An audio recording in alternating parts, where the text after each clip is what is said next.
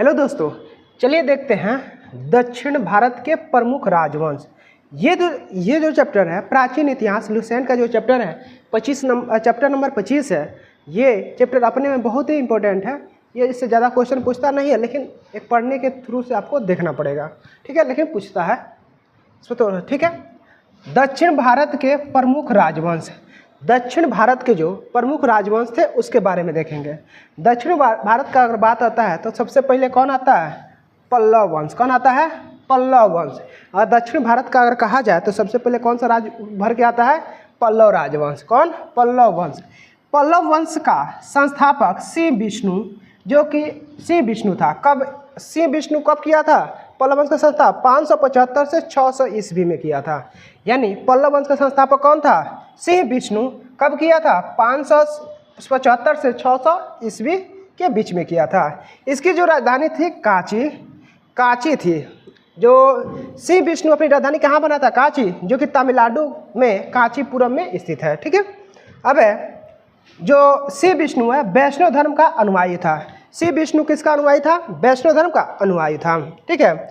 सिंह विष्णु ने अवनी सिंह की उपाधि धारण की थी। सिंह विष्णु ने कौन सी उपाधि धारण की थी? अवनी सिंह की उपाधि धारण की थी।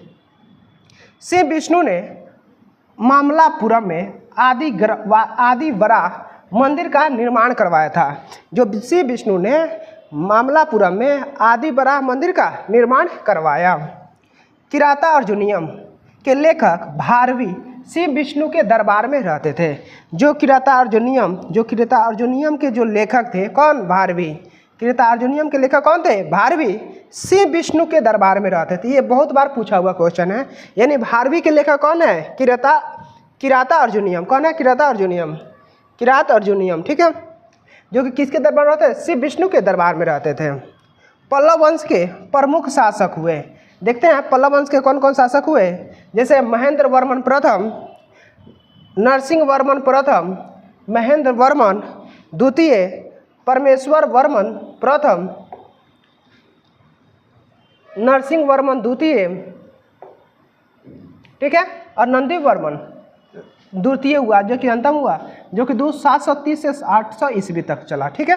अब महेंद्र वर्मन प्रथम ने मित विलास, विचित्रचित, गुणभार, चित्रकार, पुल्ली, चित्रकारी और चैत्यकारी की उपाधियां धारण की, ठीक है। कितने? महेंद्र वर्मन प्रथम ने, ठीक है। मत विलास प्रहसन की रचना महेंद्र वर्मन प्रथम ने की थी। यानी महेंद्र वर्मन प्रथम की लेखक कौन है? मत विलास। कौन है?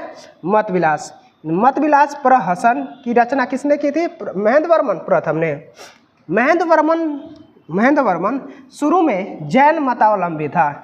जो महेंद्र वर्मन था शुरू में कौन था? जैन मतावलंबी था, परंतु बाद में तमिल संत अप्पर के प्रभाव में आकर शैव बन गया था। यानी शुरू में क्या था? जैन मतावलंबी था, बाद में तमिल संत जो अप्पर थे उनके प्रभाव में आकर कौन धर्म पकड़ लिया था? शैव धर्म बन गया था, ठीक है। अब महाबलीपुरम क्या है? महाबलीपुरम के एकाश्म मंदिर जिन्हें रथ कहा गया है, उसका निर्माण पल्लव राजा नरसिंह वर्मन प्रथम के द्वारा करवाया गया था। यानी महाबलीपुरम के एकाश्म मंदिर जिन्हें रथ कहा गया है, उसका निर्माण पल्लव राजा नरसिंह वर्मन प्रथम के द्वारा करवाया गया था। रथ मंदिरों की संख्या 5 है। रथ मंदिरों की संख्या कितनी है? 5 है। धर्मराज रथ, भीम रथ, अर्जुन रथ, नकुल सहदेव रथ और द्रौपदी रथ, ठीक है। रथ मंदिरों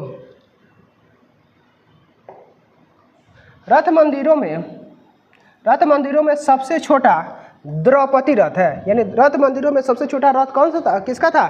द्रौपदी रथ है, जिसमें किसी प्रकार का अलंकरण नहीं मिलता है। ये मंदिर एक ही ग्रेनाइट पत्थर को काटकर बनाए गए हैं। इनमें द्रविड़ शैली की झलक मिलती है। इसमें क्या मिलती है? द्रविड़ शैली की झलक मिलती है। इन मंदिरों के दीवारों पर देवी देवताओं, मानव, पशु पक्षियों की सुंदर नक्काशी है। क्या है? पशु पक्षियों की सुंदर नक्काशी है। 1984 में महाबलीपुरम के ये रथ मंदिर यूनेस्को के विश्व धरोहर स्थल में शामिल हुआ। यानी 1984 में महाबलीपुरम के ये रथ जो था मंदिर, जो कि यूनेस्को के विश्व धरोहर स्थल में क्या हो गया, शामिल हुआ। ठीक है। अब है वातपी कुंड और महामल की उपाधि नरसिंह वर्मन प्रथम ने धारण की थी। यानी वातपी कुंड व महामल की उपाधि नरसिंह वर्मन प्रथम ने धारण की थी। इसके शासनकाल में चीनी यात्री कौन है, हुएन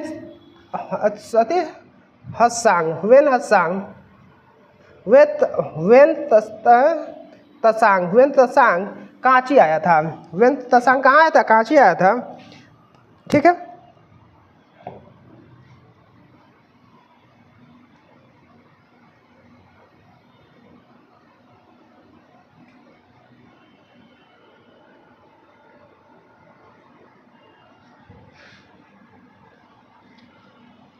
कहाँ भी हो, हाँ।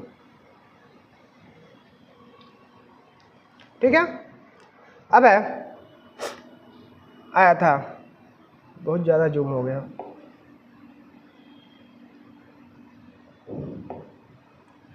अब है परमेश्वर वर्मन प्रथम शैव मतानुयायी था। जो परमेश्वर वर्मन प्रथम जो था शैव मतानुयायी था, उसने लोकादित्य, एकमल, रणजय,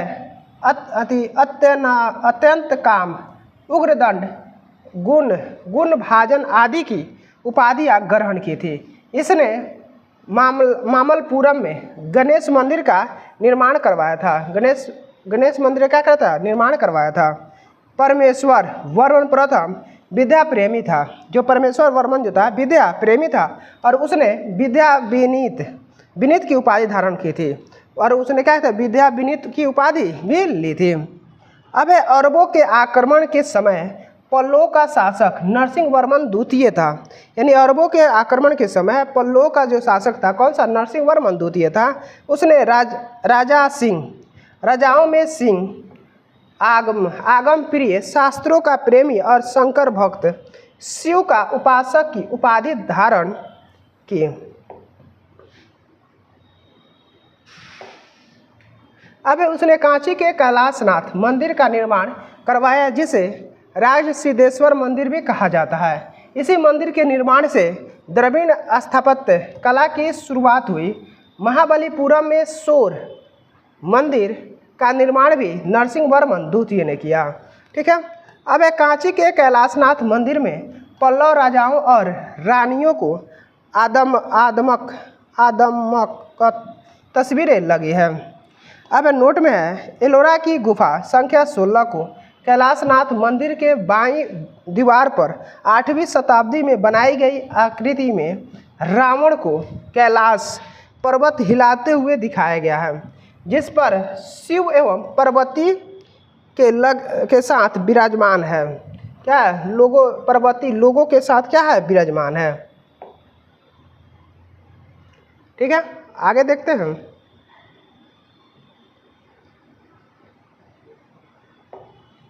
अब 10 कुमार चरित के लेखक कौन है, दंडी नरसिंह वर्मन द्वितीय के दरबार में रहते थे। 10 कुमार चरित के लेखक कौन है, दंडी। 10 कुमार चरित के लेखक कौन है, दंडी, जो नरसिंह वर्मन द्वितीय के दरबार में रहते थे। कांची के मुक्तेश्वर मंदिर तथा बैकुंठ पेरुमल मंदिर का निर्माण नंदी वर्मन द्वितीय ने करवाया था।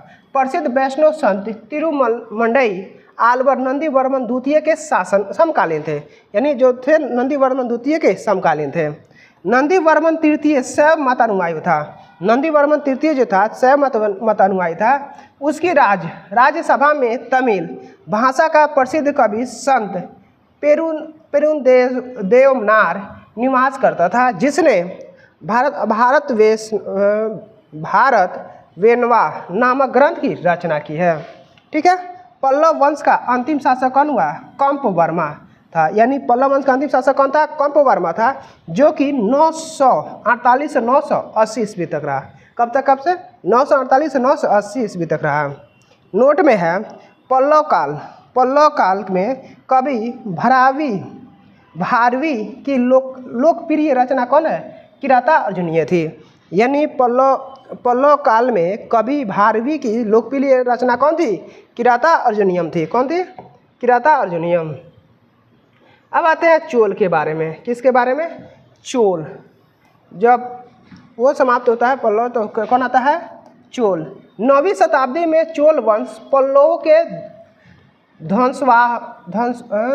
ध्वंसावशेषों पर स्थापित हुआ। यानी जब पल्लव वंश समाप्त हो गया तो चोल का स्थापित हुआ 9वीं शताब्दी में। इस वंश के संस्थापक कौन हुए? विजयालय थे। यानी चोल वंश के संस्थापक कौन हुए? विजयालय, जो कि कब? 1848 से 70 ईस्वी तक रहे। कब से? 1848 से 70 ईस्वी तक, जिसकी राजधानी कहाँ था? राजधानी कहाँ था? तांजाय यानी तंजौर या तंबूर था। ठीक है। तंजावुर का वास्तुकार कुंजर मल्लन राज पेरुथच्चन था। ठीक है। अब है विजयालय ने नरकेसरी की उपाधि धारण की। जब विजयालय ने क्या किया? नरकेसरी की उपाधि धारण की और निशुंभ सुधनी देवी का मंदिर बनवाया। यानी निशुंभ सुधनी की क्या किया? देवी के मंदिर बनवाया। चोलों का स्वतंत्र राज्य आदित्य प्रथम 870 से 907 ईस्वी में स्थापित किया। पल्लवों पर विजय पाने के उपरांत आदित्य प्रथम ने कोदंड राम की उपाधि धारण की। कोदंड राम की क्या की? उपाधि धारण की। चलिए आगे देखते हैं। अब है चोल वंश के प्रमुख शासक। अब आते हैं चोल वंश के प्रमुख शासक। परंपरागत प्रथम, ठीक है, राजराज प्रथम, राजेंद्र चोल प्रथम, राजाधिराज प्रथम, राजेंद्र द्वितीय, कुलोत्तुंग प्रथम, तुलुंगतुंग द्वितीय, राजेंद्र तृतीय हुआ, जो कि लास्ट कब हुआ? 1256 से 1279 ईस्वी तक रहा चोल वंश के शासक। ठीक है। स्टार्ट कहाँ से हुआ था? 907 से। ठीक है। अब है तक्कोलम। कौन है? तक्कोलम के युद्ध में राष्ट्रकूट नरेश कृष्ण तृतीय ने परांकत फर्स्ट को पराजित किया। इस युद्ध में परांतक प्रथम का बड़ा लड़का राजादित्य, जो राजादित्य मारा गया। परांगत का जो बड़ा लड़का था कौन? राजादित्य, तो क्या हुआ? मारा गया। अब है राजराज प्रथम ने श्रीलंका पर आक्रमण किया। राजराज जो प्रथम था श्रीलंका पर क्या किया? आक्रमण किया। वहाँ के राजा महिम पाँच को भागकर श्रीलंका के दक्षिण जिला रोहन में शरण लेनी पड़ी। कहाँ लेना पड़ा? श्रीलंका के दक्षिण जिला रोहन में क्या लिया? शरण लेनी पड़ी। अब राजराज प्रथम श्रीलंका के विजित प्रदेशों का चोल साम्राज्य का एक नया प्रांत मुंडी चोलम मंडलम राजधानी पोलनरुआ बनाया। ठीक है। राजराज जो प्रथम था शैव धर्म का अनुयायी था। राजराज जो प्रथम था किसका अनुयायी था? शैव धर्म का अनुयायी था। इसने तंजौर में राजराजेश्वर का शिव मंदिर बनवाया। चोल साम्राज्य का सर्वाधिक विस्तार राजेंद्र प्रथम के शासनकाल में हुआ है। यानी चोल साम्राज्य का सर्वाधिक विस्तार कब हुआ है? राजेंद्र प्रथम के शासनकाल में हुआ है। बंगाल के पाल शासक महिपाल को पराजित करने के बाद राजेंद्र प्रथम ने गंगैकोंडचोल की उपाधि धारण की और नवीन राजधानी गंगैकोंडचोलपुरम के निकट चोलगंगम नामक विशाल तालाब का निर्माण करवाया।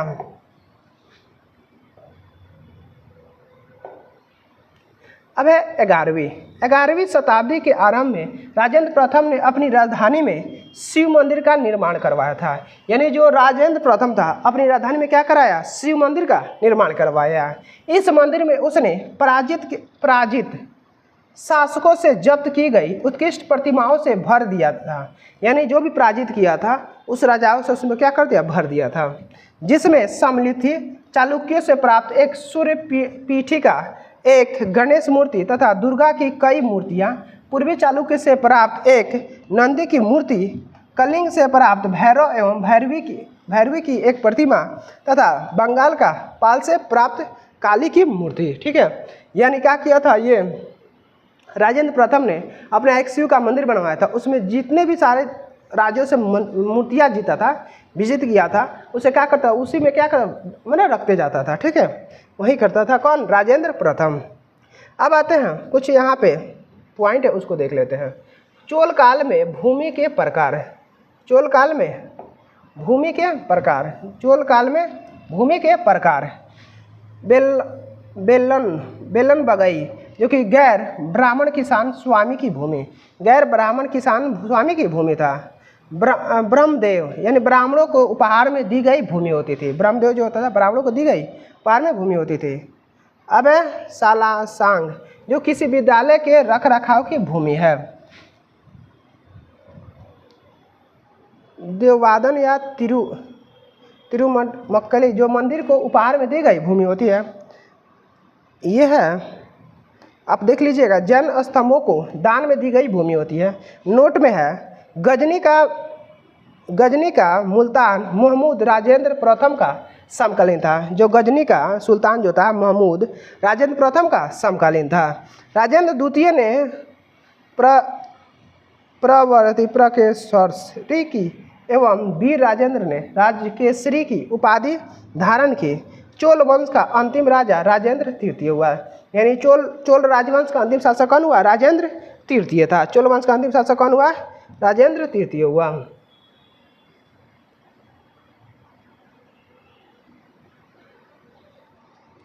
चलिए देखते हैं, चोल एवं पश्चिमी चालुक्य के बीच शांति स्थापित करने में गोवा कौन है, गोवा के कदम्ब शासक जयकेश प्रथम ने मध्यस्थता की भूमिका निभाई थी। यानी चोल एवं पश्चिमी चालुक्य के बीच शांति स्थापित करने में गोवा के कदम्ब शासक जयकेश प्रथम ने क्या की, मध्यस्थता की भूमिका निभाई थी।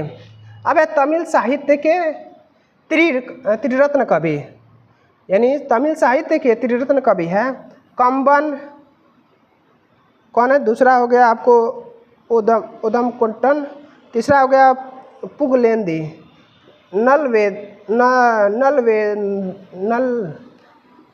नलवेनवा, ठीक है। पहला कंबन जो है, कंब रामायण की रचना की है, कंब रामायण की रचना की है। उडम कट्टू है जो चोल राजाओं की प्रशंसा में काव्य लिखे हैं।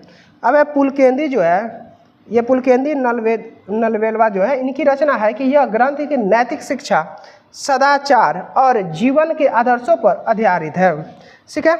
तमिल साहित्य के त्रिरत्न कवि चोल वंश के राजाओं के दरबार में रहते थे, यानी तमिल साहित्य के त्रिरत्न कवि जो चोल वंश के राजाओं के दरबार में रहते थे। अब है तेलुगु साहित्य के त्रिरत्न कवि बारे में देखते हैं। एगो है नन्नय, तिक्यन एवं एराप्रगांड, तीनों ने मिलकर संस्कृत महाभारत को तेलुगु में अनुवाद किया था। यानी तीनों ने मिलकर संस्कृत जो महाभारत था उसका किस में, तेलुगु में अनुवाद किया था। कौन कौन, नन्नन ने था, तिक्कन था एवं एराप्रगड़ा है, ठीक है। अब कन्नड़ साहित्य के त्रिरत्न कवि पंपा, पोन और रन, ठीक है। पंपा जो था, इनकी रचना है कि आदि पुराण, प्रथम जैन तीर्थकार ऋषभ देव को जीवन चरित्र, विक्रमा अर्जुन विजय महाभारत की कथा पर आधारित है। पोन जो है, इनकी रचना है शांति पुराण, जिनाक्षरमाल, भूनैक रामाभुदय। रन जो है, इनकी रचना है अजित पुराण एवं गदा युद्ध, भीम की वीरता का वर्णन है।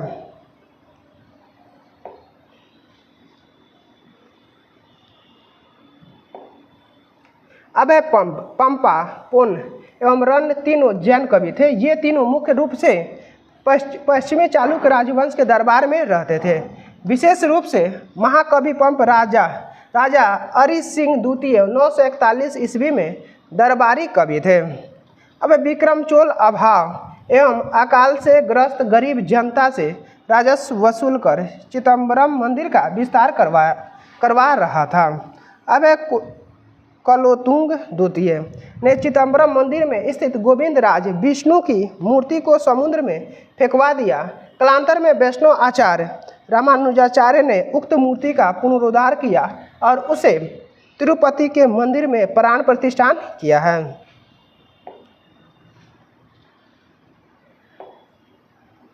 अब है चोल। क्या है? चोल प्रशासन में भाग लेने वाले उच्च पदाधिकारियों को पेरुंदरम एवं निम्न श्रेणी पदाधिकारियों को सेरुंदरम कहा जाता था। यानी अगर चोल प्रशासन में कोई उच्च अधिकारी होता था उसे क्या कहते थे? पेरुंदरम। क्या कहते थे? पेरुंदरम। और निम्न जो पदाधिकारी होता था उसे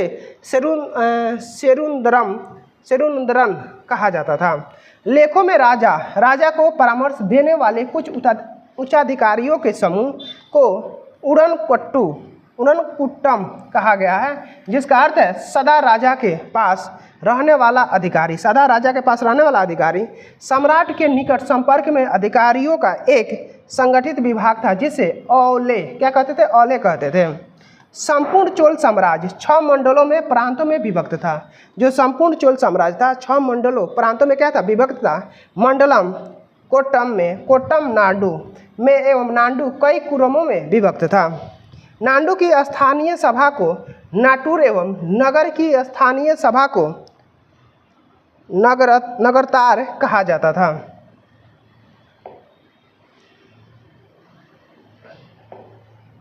अब बेल्लाल जाति के धनी किसानों को केंद्रीय सरकार की देखरेख में नाडु के कामकाज में अच्छा खासा नियंत्रण हासिल था।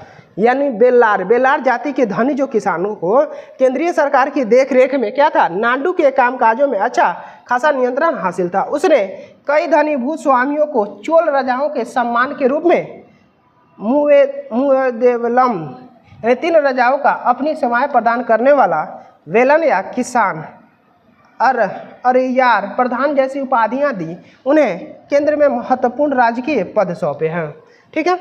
अब स्थानीय स्वशासन चोल प्रशासन की मुख्य विशेषता थी। जो स्थानीय स्वशासन थे चोल प्रशासन की क्या थी? मुख्य विशेषता थी। अब उर। क्या है उर? सर्वसाधारण लोगों की सम्मति थी। उर जो था सर्वसाधारण लोगों क्या थे? कि लोगों की समिति थी, जिसका कार्य होता था सार्वजनिक कल्याण के लिए तालाबों और बगीचों के निर्माण हेतु गांवों की भूमि को अधिग्रहण करना। गांव की भूमि को क्या करना? अधिग्रहण करना। अब है सभायाम महासभा।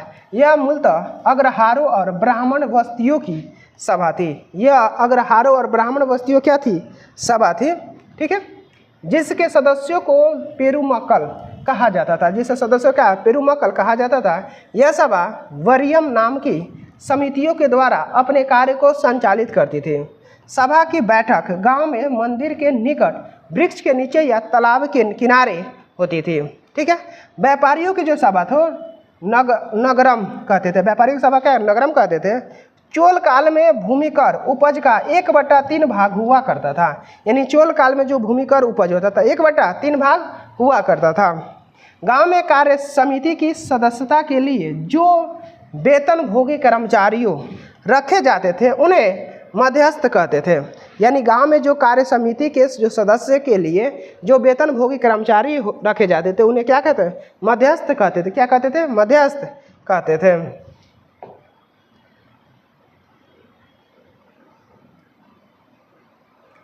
अब केंद्रीय विभाग की ओर से स्थानीय अधिकारियों का निरीक्षण और नियंत्रण करने के लिए कनकानी नामक अधिकारी होता था। यानी केंद्रीय विभाग और स्थानीय अधिकारियों को निरीक्षण करने के लिए क्या होता था? कनकानी नामक अधिकारी होता था।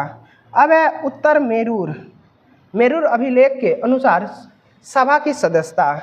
उत्तर मेरूर अभिलेख के अनुसार सभा की क्या सदस्यता के बारे में ठीक है देखते हैं। सभा की सदस्यता के लिए इच्छुक लोगों को ऐसी भूमि का स्वामी होना चाहिए जहां वे भू राजस्व वसूला जा सके।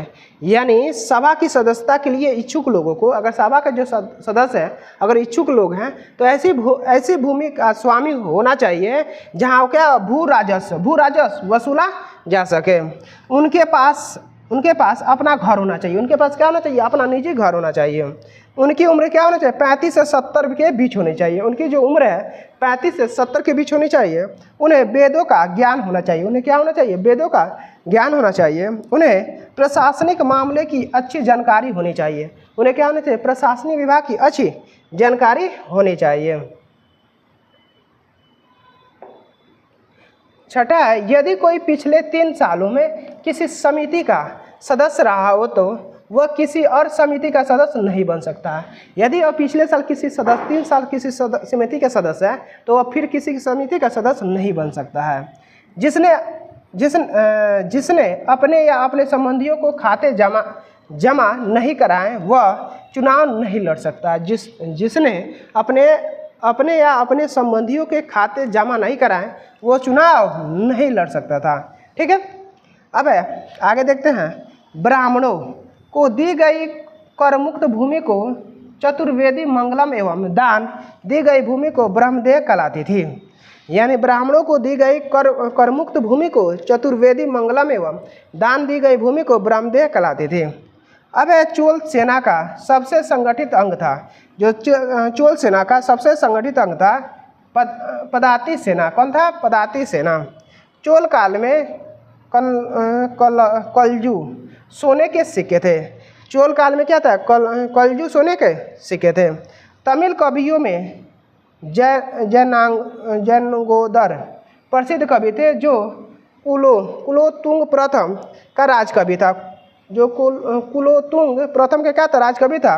उसकी रचना है कलिंग तू पर्णी। क्या है? कलिंग तू पर्णी। ठीक है,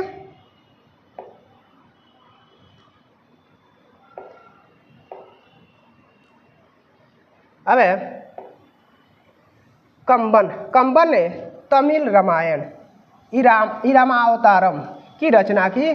कुलोतुंग तृतीय के शासन काल की है। यानी कब? 1178 से 1218 ईस्वी में। अब पर्सी। क्या है? पर्सी ब्राउन ने तंजौर के बृहदेश्वर मंदिर के विमान को भारतीय वास्तुकला का निकट माना है। यानी पर्सी ब्राउन ने तंजौर और बृहदेश्वर मंदिर के विमान को भारतीय वास्तुकला को निकट माना है। चोलकालीन नटराज प्रतिमा को चोल काल का सांस्कृतिक सार या निचोड़ कहा जाता है। नटराज प्रतिमा में शिव को उनकी दाहिने टांग पर संतुलित रूप से खड़े हुए और उसी टांग के पंजे से अज्ञात या विस्तृति के दैत्य अपस्मार को दबाते हुए दिखाया गया है। साथ ही शिव भुंज गत्रासित की स्थिति में अपनी बाई टांग उठाए हुए हैं, जो तीनों भाग यानी भक्ति के मन से माया या भ्रम का पर्दा हटा देने का घोतक है। ठीक है, अब उनकी चारों भुजाएं बाहर की ओर फैली हुई है। उनकी चारों भुजाएं क्या हुई है? बाहर की ओर फैली हुई है। उनका ऊपरी दायां हाथ डमरू जो उनका प्रिय वाद्य है पकड़े हुए है तालबंद ध्वनि उत्पन्न करता हुआ दिखाया गया है। यानी जो नटराज का अभी देखते होंगे किसी यानी जैसे नटराज का एक एथी आता था इंस्ट्रूमेंट बॉक्स, आप उसमें देखे होंगे कि कितने 4 गो हाथ होता था। उसमें एक में डमरू देके और एक में वाद्य यंत्र था जो कि छपा हुआ था। उसी नटराज के बारे में देख रहे हैं। ठीक है, ऊपरी बाएं में क्या था? दोल हस्त मुद्रा में दाहिने हाथ की अभय हस्त मुद्रा से जुड़ा हुआ है। उनकी जटाएं दोनों ओर छिटकी हुई है। उनकी जो जटाएं हैं क्या? दोनों ओर फैली हुई है। अब उस वृत्ताकार ज्वाला में छू रही है जो नृत्यरत संपूर्ण आकृति को घेरे हुए है। शिव की भारत में नृत्य कला का अधिष्ठाता देवता भी माना जाता है। अब चोल क्या है? चोल कांस्य प्रतिमाएं संसार की सबसे उत्कृष्ट कांस्य प्रतिमाओं में गिनी जाती है। यानी चोल कांस्य प्रतिमाएं संसार की सबसे उत्कृष्ट कांस्य प्रतिमाओं में गिनी जाती है। कांस्य प्रतिमाएं बनाने की कला के संरक्षक के रूप में चोल वंशीय विधवा महारानी सेबियान महादेवी का नाम विशेष रूप से उल्लेखनीय है। अब आगे देखते हैं शैव संत। कौन है शैव संत? ईशान शिव पंडित राजेंद्र प्रथम के गुरु थे। अब चोल काल 10वीं सदी का सबसे महत्वपूर्ण बंदरगाह कावेरी पट्टनम था। चोल काल 10वीं सदी का सबसे महत्वपूर्ण बंदरगाह कौन था? कावेरी पट्टनम था। बहुत बड़ा गांव जो एक इकाई के रूप में शासित किया जाता था तनियार कहलाता था। क्या कहलाता था? तनियार कहलाता था। उत्तर मेरूर शिलालेख जो सभा संस्था का विस्तृत वर्णन उपस्थित करता है परांतक प्रथम के शासनकाल में संबंधित है।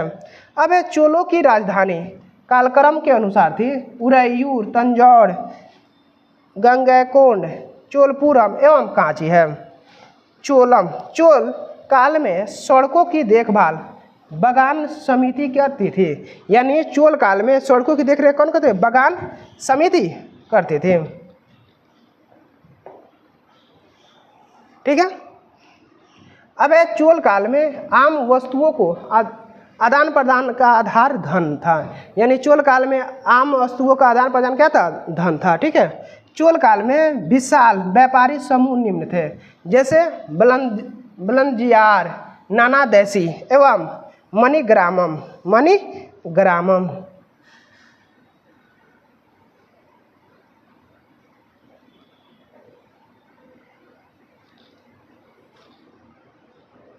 अब चोल राजवंश का प्रतीक बाघ था। चोल राजवंश का प्रतीक क्या था? बाघ था। विष्णु के उपासक अलवर और शिव के उपासक नैनार संत कहलाते। यानी चोल जो शासक थे उसके प्रतीक क्या था? बाघ था। और विष्णु के उपासक अलवर। विष्णु के उपासक कौन थे? अलवर। और शिव के उपासक नैनार संत कहलाते थे। यानी विष्णु के उपासक अलवर संत कहलाते थे और शिव के उपासक नैनार संत कहलाते थे। चोल शासकों ने एक सशक्त नौसेना का निर्माण किया। यानी चोल शासकों ने एक सशक्त नौसेना का निर्माण किया जिससे बंगाल की खाड़ी को चोल झील कहा जाने लगा। जिससे बंगाल की खाड़ी को क्या कहा जाने लगा? चोल का झील कहा जाने लगा। ठीक है। अब चालुक्य वंश कल्याणी। चालुक्य वंश कल्याणी के बारे में पढ़ेंगे। चालुक्य वंश कल्याणी के चालुक्य वंश की स्थापना तैलप द्वितीय ने की थी। कल्याणी के चालुक्य वंश की स्थापना किसने? तैलप द्वितीय ने की थी। ठीक है। इसकी राजधानी कहाँ बनाया? मान्यखेट। यानी कल्याणी अपना कहाँ राजधानी बनाया था? कल्याणी चालुक्य वंश की मान्यखेट। कहाँ बनाया था? मान्यखेट। चालुक्य वंश कल्याणी के प्रमुख शासक हुए तैलप प्रथम, तैलप द्वितीय, विक्रमादित्य, जय सिंह, सोमेश्वर द्वितीय, विक्रमादित्य छठा, सोमेश्वर थर्ड, तैलप तृतीय हुए। ठीक है। अब सोमेश्वर प्रथम ने मान्यखेट से राजधानी हटाकर कल्याणी यानी कर्नाटक को बनाया। यानी सोमेश्वर प्रथम ने मान्यखेट से राजधानी हटाकर कहाँ बनाया? कल्याणी कर्नाटक को बनाया। इस वंश का सबसे प्रतापी शासक विक्रमादित्य सिक्स था। इस वंश का सबसे प्रतापी शासक कौन हुआ? विक्रमादित्य सिक्स था। ठीक है। अब बिल्लड़ एवं विज्ञानेश्वर विक्रमादित्य सिक्स के दरबार में ही रहते थे। जो बिल्लड़ थे एवं विज्ञानेश्वर, बिल्लड़ एवं विज्ञानेश्वर विक्रमादित्य सिक्स के दरबार में ही रहते थे। मिताक्षरा हिंदू विधि ग्रंथ याज्ञवल्क्य स्मृति पर व्याख्या नामक ग्रंथ की रचना महान विधिवेता विज्ञानेश्वर ने की है। यानी याज्ञवल्क्य स्मृति की व्याख्या किसने? ज्ञानेश्वर ने की है। मिताक्षरा का लेखक कौन है? विज्ञानेश्वर। मिताक्षरा के लेखक कौन है? विज्ञानेश्वर। विक्रमांक देवचरित्र की रचना बिल्लड़ ने की थी। बिल्लड़ ने क्या रखा? विक्रमांक देवरचित की रचना किसने? बिल्लड़ ने की है। इसमें विक्रमादित्य सिक्स के जीवन पर प्रकाश डाला है। यानी बिल्लड़ ने क्या किया? विक्रमांक देवचरित्र जो लिखा है इसमें विक्रमादित्य सिक्स का क्या किया? वर्णन किया है। ठीक है। अब चालुक्य वंश वतापी या वदामी। चालुक्य वंश वतापी या वदामी के बारे में चलिए देखते हैं। चालुक्य वंश वतापी और वदामी। जयसिंह ने वतापी के चालुक्य वंश की स्थापना की थी। यानी वतापी वदामी के किसने? जयसिंह ने की थी। ठीक है। जिसकी राजधानी वतापी बीजापुर के निकट थी। जिसकी राजधानी कहाँ थे? बीजापुर के निकट थी। इस वंश के प्रमुख शासक थे पुलकेशिन प्रथम। इस वंश के प्रमुख शासक कौन हुए? पुलकेशिन प्रथम, कीर्तिवर्मन प्रथम, मंगलेश, पुलकेशिन द्वितीय, विक्रमादित्य, विनयादित्य एवं विजयादित्य, इनमें सबसे प्रतापी राजा पुलकेशिन द्वितीय हुए। सबसे प्रतापी राजा कौन हुए? पुलकेशिन द्वितीय। वातापी के चालुक्य को समांत स्थिति से स्वतंत्र स्थिति में लाने वाला पहला शासक पुलकेशिन प्रथम था। यानी वातापी के चालुक्यों को सामंत स्थिति से स्वतंत्र स्थिति में लाने वाला पहला शासक कौन था?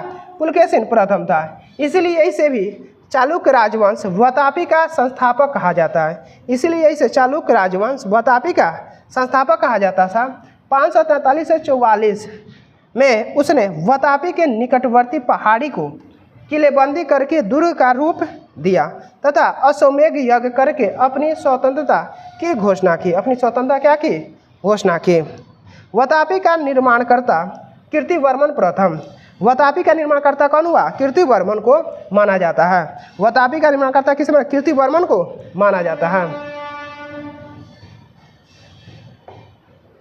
अब कीर्तिवर्मन प्रथम के द्वारा कोंकण विजय के फलस्वरूप गोवा का प्रमुख बंदरगाह चालुक्य सम्राट के अधीन आ गया। यानी कीर्तिवर्मन प्रथम के द्वारा कोंकण विजय के फलस्वरूप गोवा का जो प्रमुख बंदरगाह था चालुक्य साम्राज्य के अधीन आ गया। नोट में है, गोवा उन दिनों रेवती द्वीप के नाम से प्रसिद्ध था। जो गोवा था उन दिनों किसके? रेवती द्वीप के नाम से प्रसिद्ध था गोवा। ठीक है। अब महाकूट स्तंभलेख से प्रमाणित होता है। महाकूट जो स्तंभलेख से क्या होता है? प्रमाणित होता है कि पुलकेशिन द्वितीय बहु सुवर्ण एवं अगिनस्टोम यज्ञ संपन्न करवाया था। जिनेंद्र को मेगुती मंदिर पुलकेशिन द्वितीय ने बनवाया था। जिनेंद्र का मेगुती मंदिर पुलकेशिन द्वितीय ने बनवाया था। पुलकेशिन द्वितीय ने हर्षवर्धन को हराकर दक्षिणापथेश्वर, दक्षिण का स्वामी की उपाधि धारण की थी। इसने परमेश्वर की उपाधि भी धारण की थी। ठीक है।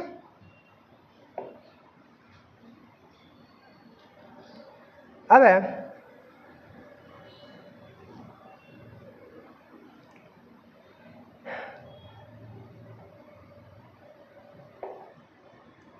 पुलकेशिन द्वितीय ने ईरान के शाह खुसरो द्वितीय के दरबार में राजदूत भेजा। बाद में संभवतः शाह खुसरू सेकंड ने भी अपना दूत चालुक्य के सम्राट के दरबार में भेजा। ठीक है। लगभग 641 ईस्वी में चीनी यात्री वेनसांग पुलकेशिन द्वितीय के दरबार में गया था। यानी लगभग 641 ईस्वी में चीनी यात्री कौन? वेनसांग पुलकेशिन द्वितीय के दरबार में गया था। कब? 641 ईस्वी में। अब पल्लव वंशी शासक नरसिंह वर्मन प्रथम ने पुलकेशिन द्वितीय को लगभग 642 ईस्वी में परास्त किया और उसकी राजधानी बदामी पर अधिकार कर लिया। बदामी पर क्या कर लिया? अधिकार कर लिया। अब संभवतः इसी युद्ध में पुलकेशिन द्वितीय मारा गया। संभवतः इसी युद्ध में क्या? पुलकेशिन द्वितीय मारा गया। इसके विजय के बाद नरसिंह वर्मन ने वातापी कोड की उपाधि धारण की। ठीक है। अब एहोल अभिलेख का संबंध पुलकेशिन द्वितीय से है। एहोल जो अभिलेख है उसका भी संबंध किससे है? पुलकेशिन द्वितीय से है। ठीक है। लेखक कौन है? रवि कीर्ति। कौन है एहोल के? रवि कीर्ति। अजंता के एक गुहा चित्र में फारसी दूत मंडल को स्वागत करते हुए पुलकेशिन द्वितीय को दिखाया गया है। यानी अजंता के एक महाचित्र में फारसी दूत मंडल को स्वागत करते हुए पुलकेशिन द्वितीय को दिखाया गया है। अब मालवा को जीतने के बाद विनयादित्य ने शकलोत्पथनाथ की उपाधि धारण की है। विक्रमादित्य द्वितीय के शासनकाल में ही दक्कन में अरबों ने आक्रमण किया। इस आक्रमण का मुकाबला विक्रमादित्य के भतीजा पुलकेशिन ने किया है। अब इस अभियान की सफलता पर विक्रमादित्य द्वितीय ने इसे औनिजनाश्रय की उपाधि प्रदान की है। यानी इस अभियान की सफलता पर विक्रमादित्य द्वितीय ने इसे औनिजनाश्रय की उपाधि प्रदान की है। चलिए अब देखते हैं, थोड़ा सा और है। अब है विक्रमादित्य। क्या विक्रमादित्य द्वितीय की प्रथम पत्नी लोक महादेवी ने पट्टदल कल में विरूपाक्ष महादेव मंदिर तथा उसकी दूसरी पत्नी त्रैलोक्य देवी ने त्रैलोकेश्वर मंदिर का निर्माण करवाया। ठीक है। अब इस वंश का अंतिम राजा कीर्तिवर्मन द्वितीय था। इस वंश का अंतिम राजा कौन था? कीर्तिवर्मन द्वितीय। इसके सामंत दंती दुर्ग ने परास्त कर एक नए वंश राष्ट्रकूट वंश की स्थापना की। एहोल को मंदिरों का शहर कहा जाता है। एहोल को क्या कहा जाता है? मंदिरों का शहर कहा जाता है। अब देखते हैं चालुक्य बेंगी वंश। चालुक्य वंश बेंगी जो पैदा थी होता है। बेंगी के चालुक्य वंश के संस्थापक विष्णुवर्धन हुए। यानी चालुक्य में जो बेंगी वंश आया उसके संस्थापक कौन हुए? विष्णुवर्धन। कौन हुए? विष्णुवर्धन। इसकी राजधानी कहाँ है? बेंगी। इसकी अपनी राजधानी कहाँ बनाया? बेंगी में, जहाँ आंध्र प्रदेश को है। इस वंश की सबसे प्रतापी राजा कौन है? विजयादित्य तृतीय था। यानी बेंगी जो राज था चालुक्य वंश में, उसका सबसे प्रतापी राजा कहे तो किससे कौन था? विजयादित्य तृतीय था, जिसका सेनापति पंडरंग था। जिसका सेनापति कौन था? पंडरंग था। अब राष्ट्रकूट के बारे में जानते हैं। राष्ट्रकूट राजवंश का संस्थापक दंती दुर्ग 752 ईस्वी में था। शुरुआत में वे कर्नाटक के चालुक्य राजाओं के अधीन थे। इसकी राजधानी मनकीर या मान्यखेत, वर्तमान मालखेड़, सोलापुर के निकट थे। अब राष्ट्रकूट वंश के प्रमुख शासक थे। यानी राष्ट्रकूट वंश के प्रमुख शासक कृष्णदेव प्रथम, ध्रुव, गोविंद तृतीय, अमोघ वर्ष, कृष्ण द्वितीय, इंद्र तृतीय, कृष्ण तृतीय। अब आते हैं बेंगे। यानी अब एलोरा के कैलाश मंदिर का निर्माण कृष्ण प्रथम ने करवाया था। यानी एलोरा का जो कैलाश मंदिर है उसका निर्माण किसने कराया था? कृष्ण प्रथम ने करवाया था। ध्रुव राष्ट्रकूट वंश का पहला शासक था जिसने कन्नौज पर अधिकार करते हुए त्रिपक्षीय संघर्ष में भाग लिया और प्रतिहार नरेश, वत्सराज एवं पाल नरेश धर्मपाल को पराजित किया। ठीक है। ध्रुव को धरावर्ष भी कहा जाता है। ध्रुव को क्या कहा जाता है? धरावर्ष भी कहा जाता है। गोविंद तृतीय ने त्रिपक्षीय संघर्ष में भाग लेकर चक्रायुध व उसके संरक्षण धर्मपाल तथा प्रतिहार वंश के शासक नागभट्ट द्वितीय के पराजित किया। नागभट्ट को क्या किया? पराजित किया। अब पल्लव, पांड, केरल व गंग शासकों के संघ को गोविंद तृतीय ने नष्ट किया है। पल्लव, पांड, केरल व गंग शासकों के संघ को गोविंद तृतीय ने क्या किया? नष्ट किया।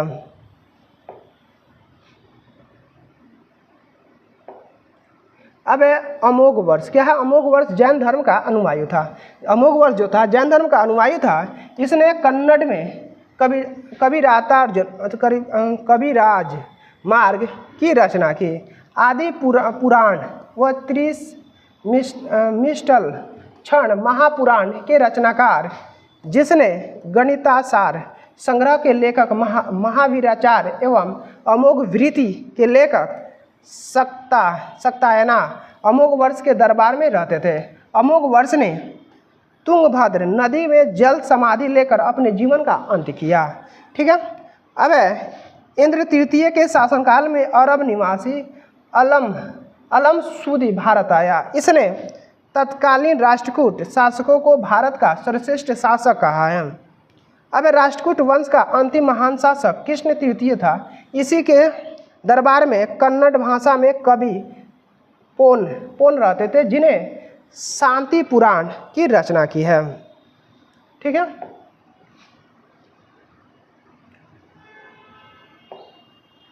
अब कल्याणी। क्या है? कल्याणी के चालुक्य तैलक द्वितीय ने 973 ईस्वी में कर्क को हराकर राष्ट्रकूट राज्य पर अपना अधिकार कर लिया।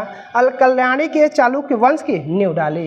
यानी कल्याणी के जो चालुक्य थे तैलक द्वितीय, जो कि 973 ईस्वी में कर्क को हराकर, किसे?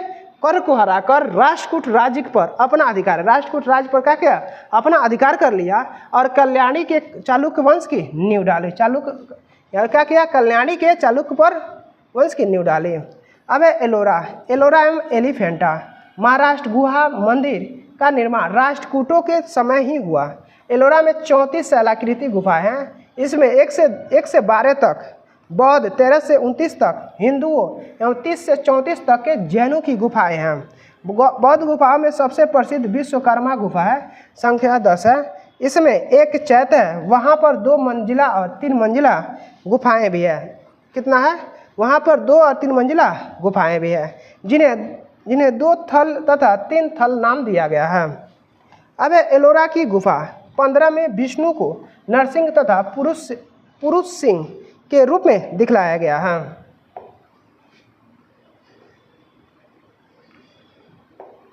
अब एलोरा की गुफाओं का सर्वप्रथम उल्लेख फ्रांसीसी यात्री थेविनेट ने 17वीं शताब्दी में किया था। अब राष्ट्रकूट शैव वैष्णव शाक्त संप्रदायों के साथ साथ जैन धर्म के भी उपासक थे। राष्ट्रकूटों ने अपने राज्यों में मुसलमान व्यापारियों को बसने तथा इस्लाम के प्रचार की स्वीकृति दी थी। ठीक है, अब आते हैं यादव वंश। कौन वंश? यादव वंश। देवगिरी के यादव वंश की स्थापना भिल्लम पंचम ने की थी। यानी देवगिरी के यादव वंश की स्थापना किसने? भिल्लम पंचम ने। किसने? देवगिरी की यादव की स्थापना किसने की थी? भिल्लम पंचम ने की थी। इसकी राजधानी कहाँ थी? देवगिरी थी। इसकी राजधानी कहाँ थी? यानी यादव वंश ने अपनी राजधानी कहाँ बनाई थी? देवगिरी। इस वंश का सबसे प्रतापी राजा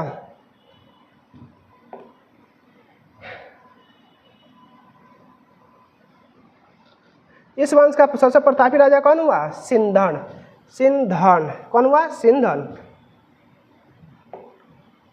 हुआ? सिंधन, जो कि 1210 से 1246 ईस्वी तक रहा।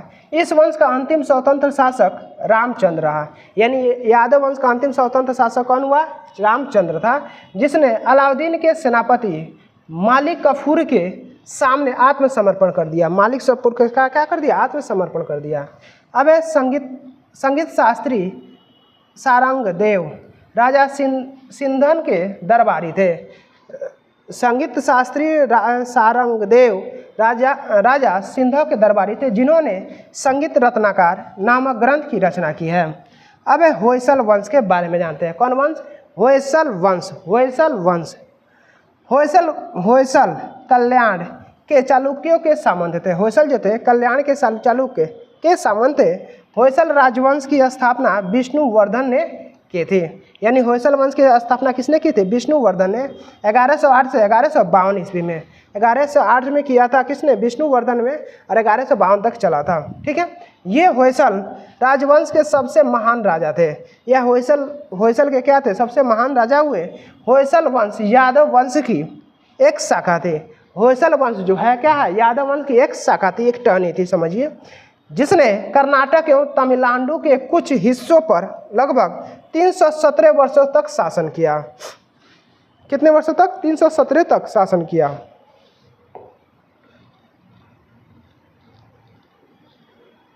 अब होयसल वंश का अंतिम शासक वीर बल्लाल तृतीय था, जिसने मलिक काफूर ने हराया। यानी होयसल वंश का अंतिम शासक वीर मल्लाल तृतीय था, जिसने मलिक काफूर को हराया। होयसल वंश की प्रारंभ में राजधानी बेल्लूर थी, जिसने बाद में द्वार समुद्र आधुनिक हलेबीड स्थानांतरित कर दिया गया। ठीक है, होयसल मंदिरों के बारे में मुख्य तथ्य। बेलूर में चेन्नाकेशव मंदिर के बारे में जानते हैं। अब इसका निर्माण राजा विष्णुवर्धन ने 1116 में चोल पर अपनी विजय के उपलक्ष्य में करवाया था। बेलूर यागाची नदी के तट पर स्थित है। यह एक तारे के आकार के मंदिर है। यह क्या? तारे के आकार का मंदिर है, जो भगवान विष्णु के समर्पित है। जो भगवान विष्णु को क्या है? समर्पित है। अब राजा विष्णुवर्धन प्रारंभ में जैन थे। राजा विष्णुवर्धन जो थे प्रारंभ में क्या थे? जैन थे, लेकिन बाद में संत रामानुज के प्रभाव में वैष्णव धर्म में परिवर्तित हो गया। रामानुज के प्रभाव में क्या? वैष्णव धर्म में परिवर्तित हो गया। अब हलेबीड में होयसलेश्वर मंदिर 2 मंदिरों वाला यह मंदिर संभवतः होयसल द्वारा निर्मित सबसे बड़ा शिव मंदिर है। सोमनाथपुर का केशव मंदिर। यह एक सुंदर त्रिकुटा मंदिर है। यह एक क्या है? सुंदर त्रिकुटा मंदिर है जो भगवान कृष्ण के तीनों रूप जनार्दन, केशव एवं वेणुगोपाल को समर्पित है। इसमें केशव की मूर्ति गायब है। इसमें केशव की मूर्ति क्या है? गायब है।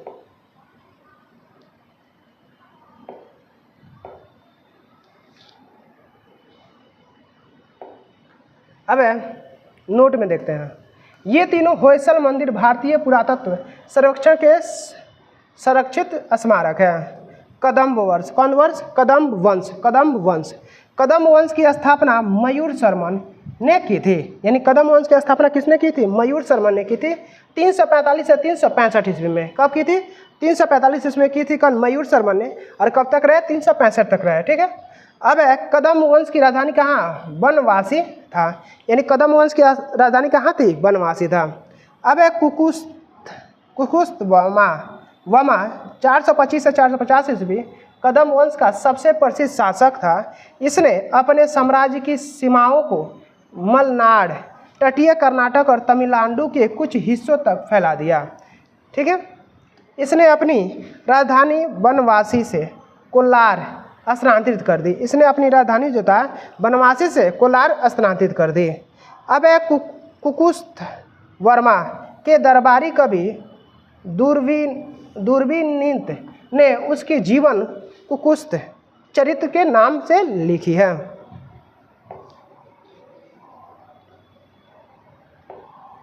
अब कदम्ब राज्य को विषय नाम प्रशासनिक इकाइयों में विभाजित किया गया था, जिसका प्रधान विषयपति या राज्यपाल होता था। विषय के नीचे नगर या नगर इकाइयाँ और ग्राम थे। ग्राम का प्रधान ग्रामपति होता था। ग्राम का प्रधान कौन होता? ग्रामपति होता था। प्रत्येक नगर में एक नागरिक या मुखिया होता था। प्रत्येक नगर में एक नागरिक या मुखिया होता था। अब कदम्ब साम्राज्य मूलतः चावल की खेती पर आधारित कृषि अर्थव्यवस्था वाला राज्य था। इस अवधि के दौरान कॉफ़ी एवं मिर्च की खेती भी विकसित हुई है। यानी कदम्ब साम्राज्य मूलतः चावल की खेती पर आधारित कृषि अर्थव्यवस्था वाला राज्य था। इस अवधि के दौरान कॉफ़ी एवं मिर्च की क्या होती थी? खेती का विकास हुई थी। ठीक है।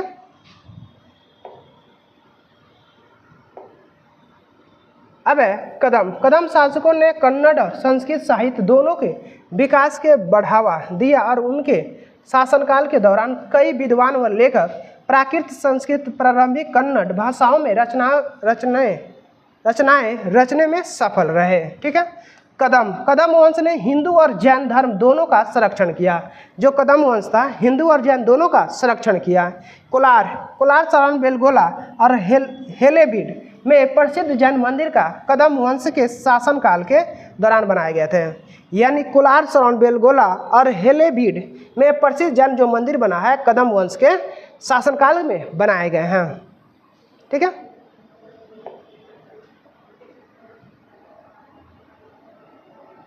अब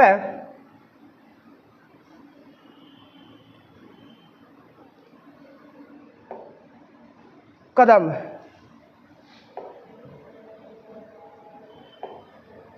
क्या है? कदम्ब वंश ने 345 से 525 ईस्वी तक कर्नाटक एवं कोंकण के बड़े हिस्से पर शासन किया। अब कुकुस्त वर्मा द्वितीय की मृत्यु के बाद साथ ही कदम्ब वंश का पतन हो गया। कदम्ब वंश का क्या हो गया? पतन हो गया। अब गंग वंश। कौन आता है? गंग वंश। गंग वंश भारत के दो प्रमुख राजवंशों का नाम है। जो गंग वंश है भारत के प्रमुख दो राजवंशों का नाम है पश्चिमी गंग कर्नाटक और पूर्वी गंग वंश उड़ीसा या कलिंग। ठीक है। पश्चिमी गंग वंश यानी 250 से 1004 ईस्वी तक। पश्चिमी जो गंग वंश था 250 ईस्वी से 1004 ईस्वी तक रहा। शासन क्षेत्र यानी प्राचीन कर्नाटक मुख्य रूप से मैसूर गंगवाड़ी। राजधानी कहाँ था? प्रारंभ में कुलाल, कहा था कुलाल यानी कोलार, बाद में तलकाडू यानी कावेरी नदी के तट पर चला गया। ठीक है। अब संस्थापक कौन था? कोंगनी वर्मन। कौन था? कोंगनी वर्मन। दत्तक पुत्र पर टीका लिखने वाला गंग शासक माधव प्रथम था। यानी दत्तक सूत्र पर टीका लिखने वाला गंग शासक कौन था? माधव प्रथम था। पश्चिमी गंग वंश के अधिकांश लोग जैन धर्म के अनुयायी थे। पश्चिमी जो गंग वंश के अधिकांश जो लोग थे क्या थे? जैन धर्म के अनुयायी थे। लेकिन कुछ लोगों में ब्राह्मणवादी हिंदू धर्म को भी प्रश्रय दिया था। ठीक है। अब एक कर्नाटक राज्य को श्रावणबेलगोला नगर में विंध्यगिरी पहाड़ी पर स्थित गोमतेश्वर की मूर्ति का निर्माण 983 ईस्वी में के आसपास पश्चिमी गंग वंश के मंत्री चामुंड राय ने करवाई थी। यहाँ पर 12 साल में महामस्तकाभिषेक नामक उत्सव मनाया जाता है, जिसमें मूर्ति को दूध, केसर, घी एवं शहद से स्नान कराया जाता है। चोलों के आक्रमण के बाद 1004 ईस्वी में इस वंश का पतन हो गया। ठीक है। अब पूर्वी गंग वंश के बारे में जानते हैं। पूर्वी गंग वंश 1028 से 1434 से 35 ईस्वी। शासन क्षेत्र कलिंग, आधुनिक उड़ीसा, आंध्र प्रदेश एवं पश्चिमी बंगाल के हिस्से में है।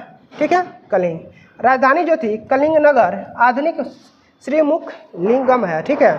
संस्थापक कौन थे? इंद्रवर्मन प्रथम थे। यह अपने को त्रिकलिंगाधिपति कहता था। ठीक है। इंद्रवर्मन जो प्रथम था, यह अपने का त्रिकलिंगाधिपति कहता था।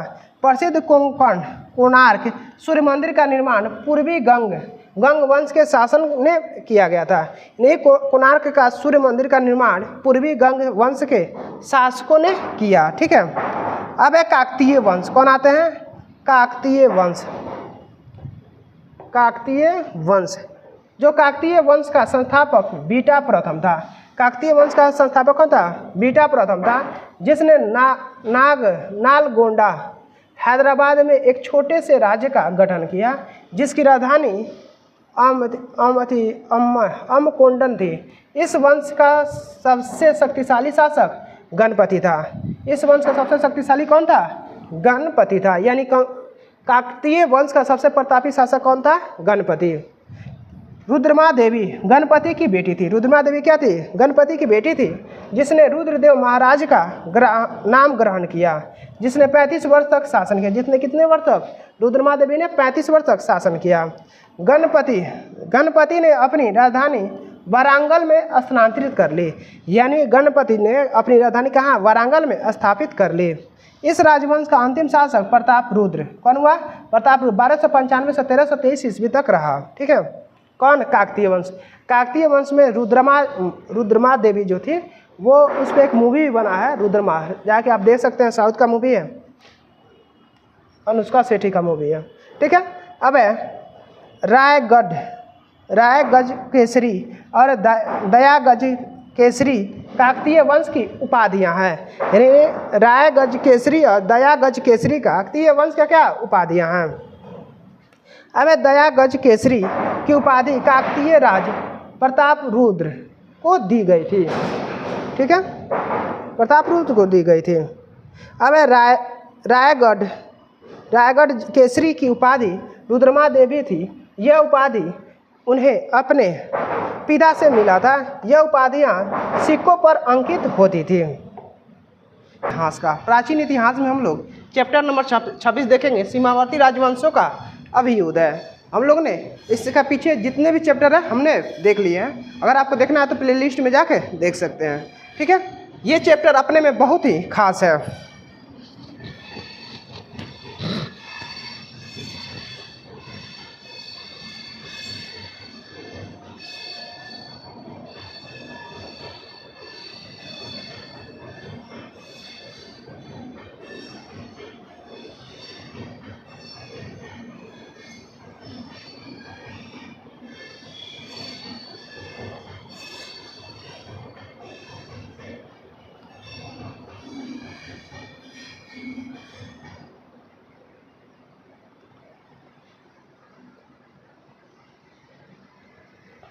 हेलो दोस्तों, चलिए देखते हैं लुसेंट का प्राचीन इतिहास का चैप्टर नंबर 26 है, सीमावर्ती राजवंशों का अभ्युदय। अगर आपको इसका पीडीएफ चाहिए तो हमारा टेलीग्राम चैनल है EDUSAR8757। क्या है? EDUSAR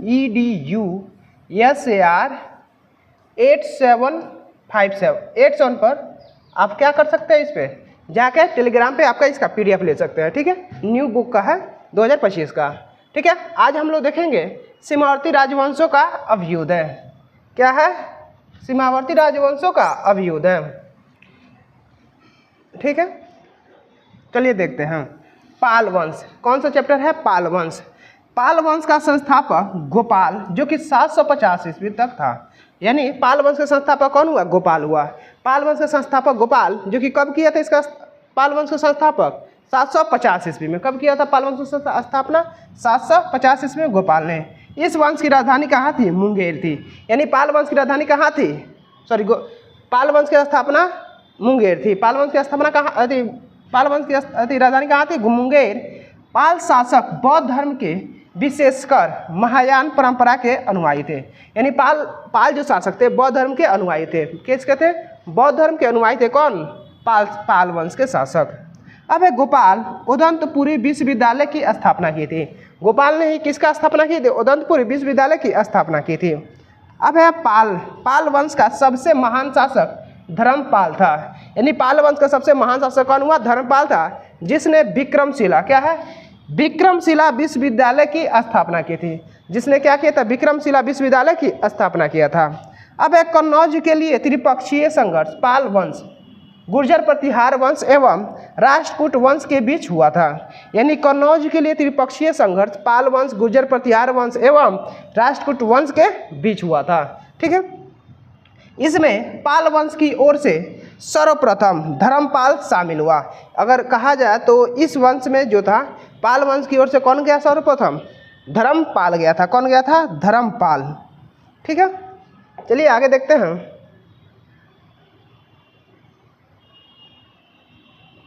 कौन गया था? धर्मपाल। अब 11वीं सदी के गुजराती कवि कौन था? सोठल। कौन है? सोठल ने धर्मपाल को उत्तरापथ स्वामी की उपाधि से संबोधित किया। यानी 11वीं सदी के गुजराती कवि कौन था? सोठल ने धर्मपाल को उत्तरापथ स्वामी की उपाधि से संबोधित किया। अब है सोमपुर महाविहार का निर्माण धर्मपाल ने करवाया था। यानी सोमपुर महाविहार का निर्माण किसने कराया था? धर्मपाल ने कराया था। ठीक है।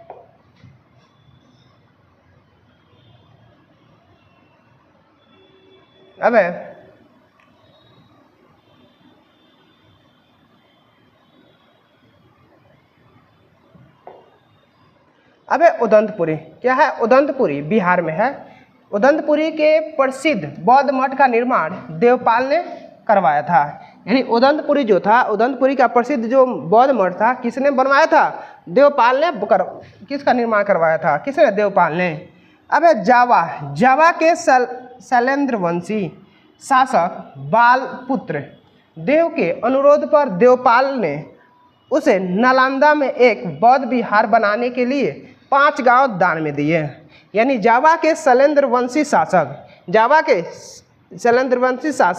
बालपुत्र देव के अनुरोध पर देवपाल ने क्या किया? उसे नालंदा में एक बौद्ध विहार बनाने के लिए क्या किया? 5 गांव दान में दिए थे। अब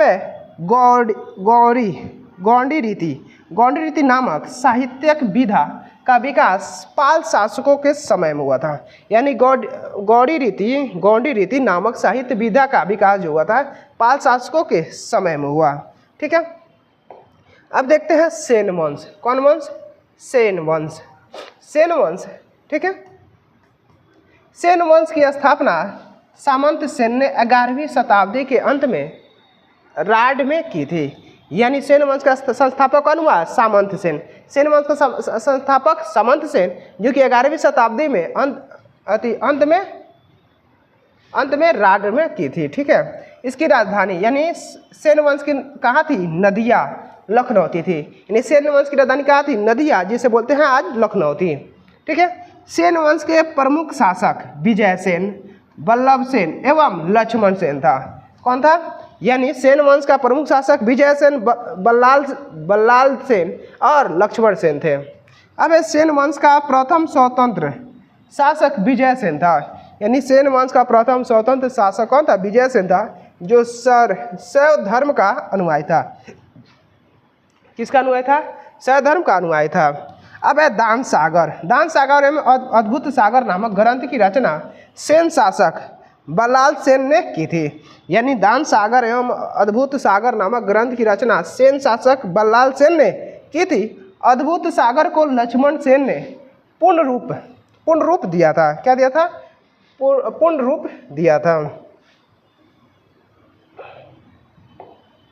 अब लक्ष्मण सेन की राज्यसभा में गीत गोविंद के लेखक जयदेव, पवनदूत के लेखक धोई और ब्राह्मण सर्वस्त्र के लेखक हलायुध रहते थे। यानी लक्ष्मण सेन की राज्यसभा में कौन? गीत गोविंद के लेखक कौन? जयदेव। गीत गोविंद के लेखक कौन है? जयदेव। पवनदूत के लेखक कौन है? धोई। पवनदूत के लेखक धोई और ब्राह्मण सर्वस्त्र के लेखक कौन है? हलायुध रहते थे। ठीक है। हलायुध लक्ष्मण सेन का प्रधान न्यायाधीश एवं मुख्यमंत्री था। जो हलायुध था वो लक्ष्मण सेन का क्या था? प्रधान न्यायाधीश और मुख्यमंत्री था। विजय सेन ने देवपाड़ा में प्रदुम्नेश्वर मंदिर यानी शिव की विशाल मंदिर की स्थापना की। यानी विजय सेन ने देवपाड़ा में प्रदुम्नेश्वर मंदिर का स्थापना की। सेन राजवंश प्रथम राजवंश था। यानी सेन राजवंश क्या था? प्रथम राजवंश था जिसने अपना अभिलेख सर्वप्रथम हिंदी में उत्कीर्ण करवाया था। यानी अगर कहा जाए तो पहली बार हिंदी में अभिलेख किसने लिखवाया था? कौन? सेन राजवंश। कौन लिखवाया था? सेन राजवंश। अब लक्ष्मण सेन बंगाल का अंतिम हिंदू शासक था। लक्ष्मण सेन जो था बंगाल के अंतिम हिंदू शासक था। ठीक है। अब कश्मीर के राजवंश के बारे में चलिए देख लेते हैं। क्या है? कश्मीर के राजवंश। कश्मीर पर शासन करने वाला शासक वंश कालक्रम में इस प्रकार के थे, जैसे कारकोट वंश, उत्पल वंश, लोहार वंश। यानी कश्मीर पर शासन करने वाले शासक वंश कालक्रम इस प्रकार थे: कारकोट वंश, उत्पल वंश और लोहार वंश।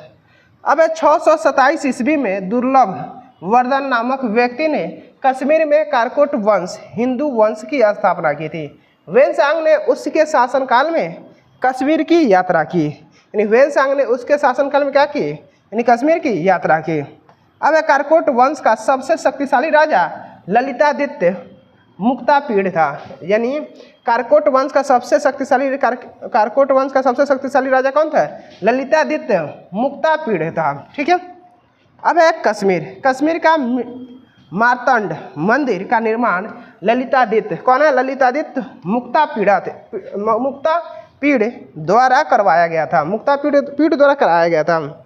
अब कारकोट वंश के बाद कश्मीर पर उत्पल वंश का शासन हुआ। यानी कारकोट वंश के बाद कश्मीर पर क्या? उत्पल वंश का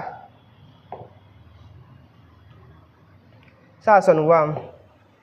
अब इस वंश का संस्थापक अवंती वर्मन था। इस वंश का संस्थापक अवंती वर्मन अवंतीपुर नामक नगर की स्थापना अवंती वर्मन ने की थी। किसने की थी? अवंती वर्मन ने की थी। अवंती वर्मन के अभियंता सुई ने सिंचाई के लिए नहरों का निर्माण करवाया था। अवंती वर्मन के अभियंता सुयु ने सिंचाई के लिए क्या किया था? नहरों का निर्माण करवाया था।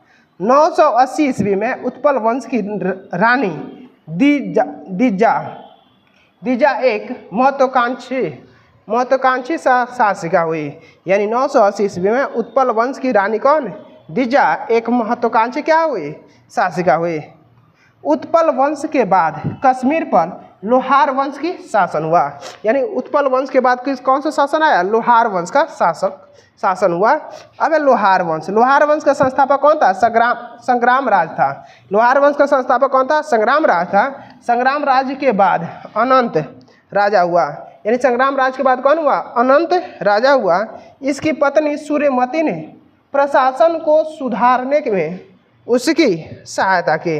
यानी इसकी पत्नी सूर्यमती ने प्रशासन को सुधारने में क्या की? उसकी सहायता की।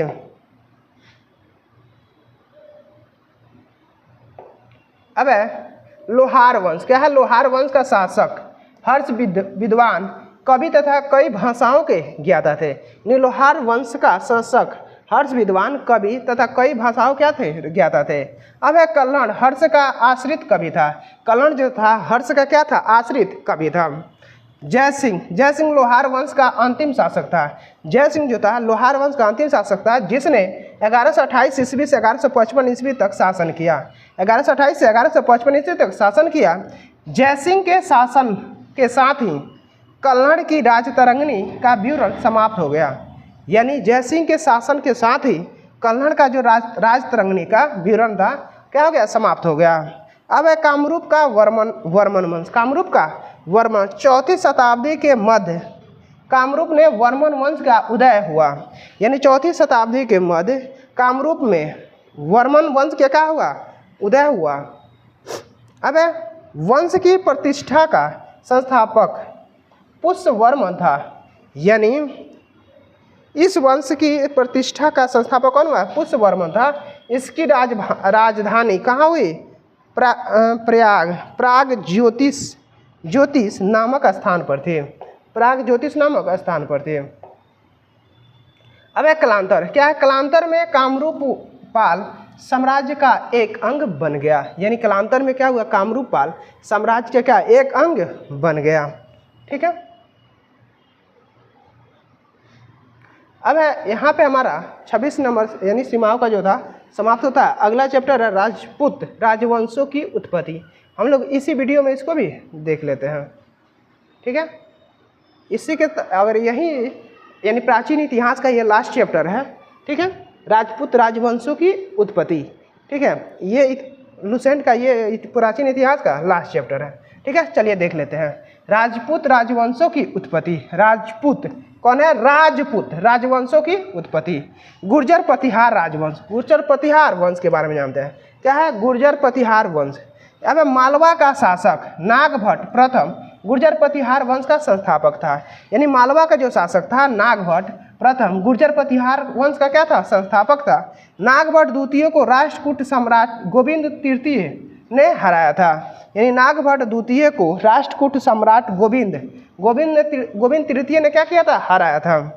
प्रतिहार वंश का सर्वाधिक शक्तिशाली व प्रतापी राजा मिहिर भोज कौन हुआ, मिहिर भोज था। यानी प्रतिहार वंश का सर्वाधिक शक्तिशाली और प्रतापी राजा मिहिर भोज था। इसने अपनी राजधानी कन्नौज में बनाई थी। इसने अपनी राजधानी कहाँ बनाई थी, कन्नौज में बनाई थी। वह विष्णु भक्त क्या था, विष्णु भक्त था। वो क्या था, विष्णु भक्त था। उसने विष्णु के सम्मान में आदि वराह की उपाधि ग्रहण की। उसने विष्णु के सम्मान में आदि वराह की क्या की, उपाधि ग्रहण की। राजशेखर प्रतिहार शासक महेंद्रपाल के दरबार में रहते थे। राजशेखर जो थे प्रतिहार शासक महेंद्रपाल के दरबार में रहते थे।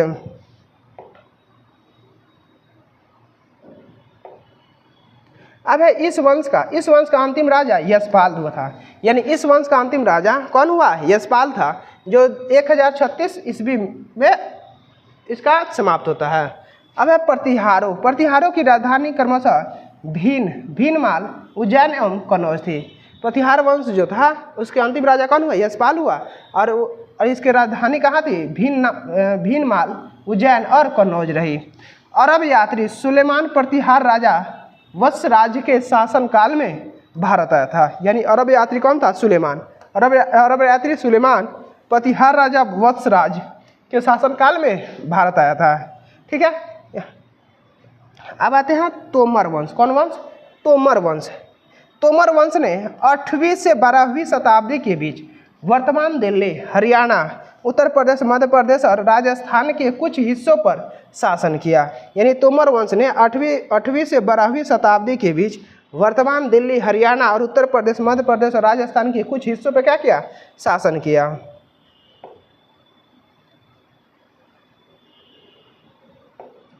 अब राजा क्या है, राजा अनंगपाल तोमर प्रथम को तोमर वंश का संस्थापक और दिल्ली का प्रथम शासक माना जाता है। यानी राजा अनंगपाल तोमर प्रथम को तोमर वंश का संस्थापक और दिल्ली का प्रथम शासक माना जाता है। अब अनंगपाल तोमर प्रथम ने दिल्ली प्राचीन नाम दिहिलिका की स्थापना की। कहाँ किसकी स्थापना की, दिहिलिका की स्थापना की। अनंगपाल तोमर द्वितीय ने दिल्ली को सुदृढ़ किया और लालकोट का निर्माण करवाया। यानी अनंगपाल तोमर द्वितीय ने दिल्ली को सुदृढ़ किया और लालकोट का निर्माण करवाया। 12वीं शताब्दी में चौहान शासक पृथ्वीराज चौहान ने दिल्ली पर क्या किया, अधिकार कर लिया।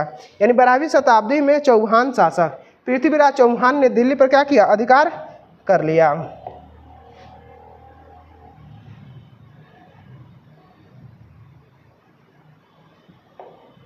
अब है गढ़वाल। क्या है, गढ़वाल राठौर राजवंश। गढ़वाल राठौर राजवंश। गढ़वाल वंश का संस्थापक चंद्रदेव था। गढ़वाल वंश का संस्थापक कौन था, चंद्रदेव था। इसकी राजधानी कहाँ थी, वाराणसी थी। इसकी राजधानी कहाँ थी, वाराणसी थी। इस वंश का सर्वाधिक शक्तिशाली राजा गोविंद चंद्र था। इस वंश का सर्वाधिक शक्तिशाली राजा गोविंद चंद्र था। इसका मंत्री लक्ष्मीधर शास्त्रों का प्रकांड पंडित था। इसका मंत्री लक्ष्मीधर शासकों का प्रकांड पंडित था, जिसने कृत्य कल्पतरु नामक ग्रंथ लिखा था। जिसने कृत्य कल्पतरु नामक ग्रंथ लिखा था। गोविंद चंद्र की एक रानी कुमार देवी ने सारनाथ में धर्मचक्र जिन विहार बनवाई। यानी गोविंद चंद्र की एक रानी कुमार देवी ने सारनाथ में धर्मचक्र जिन विहार बनवाई। पृथ्वीराज तृतीय ने स्वयंवर से जयचंद्र की पुत्री संयोजिता का अपहरण कर लिया था। यानी पृथ्वीराज तृतीय ने स्वयंवर से जयचंद्र, कौन है, जयचंद्र की पुत्री संयोजिता का क्या करे, अपहरण कर लिया था।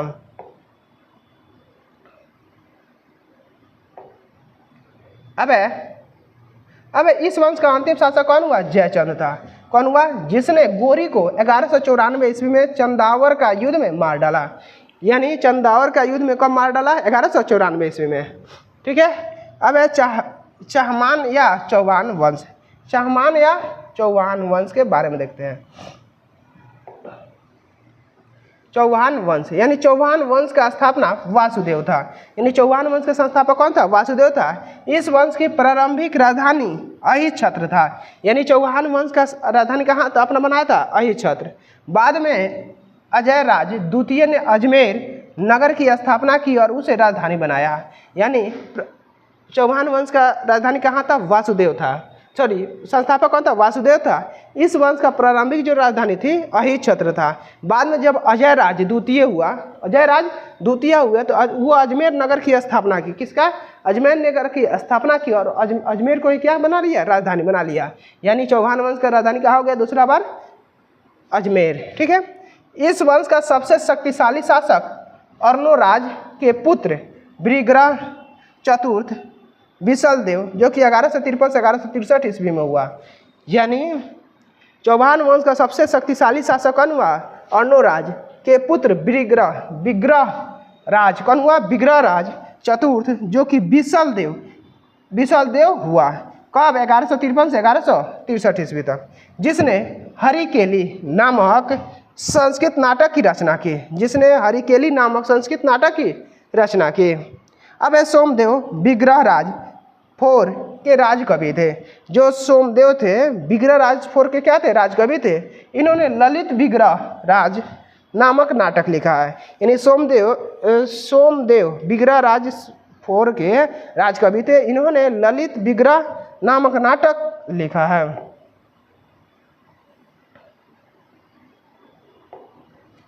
अब है 2.5 दिन का झोपड़ा नामक मस्जिद शुरू में विग्रह राज 4 द्वारा यानी 4 द्वारा निर्मित एक विश्वविद्यालय था। यानी 2.5 दिन का झोपड़ा कहा जाता है। सबसे पहले विग्रह राज 4 के द्वारा माने एक बनाया गया था, क्या, विद्यालय बनाया गया था। अब है पृथ्वीराज तृतीय, इस वंश का अंतिम शासक था। यानी पृथ्वीराज चौहान वंश का अंतिम शासक कौन हुआ, पृथ्वीराज तृतीय।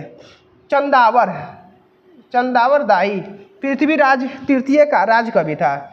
चंदावर दाई पृथ्वीराज तृतीय क्या था, राजकवि था। जिसकी रचना पृथ्वीराज रासो है। जिसकी रचना क्या, पृथ्वीराज रासो है।